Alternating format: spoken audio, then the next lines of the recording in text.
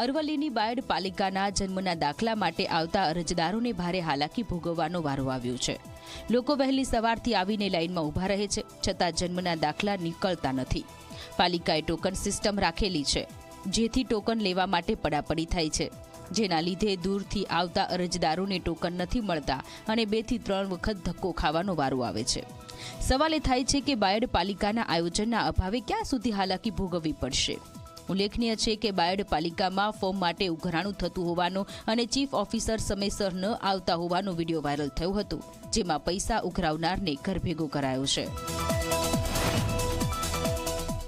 હું 4 દિવસથી આવું છું નગરપાલિકામાં, પણ હજુ સુધી મારું ફોર્મ લેવામાં આવ્યું નથી અને રોજ લાઇનમાં ઊભા રહીએ છીએ અને 50 જણોની ટોકન પૂરી થઈ જાય એટલે બીજી ટોકન આપતા નથી, બીજા દિવસે ફરી આવવું પડે છે। એ રીતે હું 4 દિવસથી ધક્કા ખાઉં છું।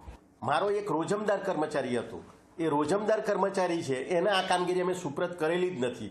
કોઈ અરજદારોને પણ એમ કહેલું નથી કે આની જોડે ફોર્મ લેવાનું છે। કાલે જેવું મારા ધ્યાન ઉપર આવ્યું અને એ થયું એટલે તરત જ એ કર્મચારીને મેં તગેડી મૂક્યો।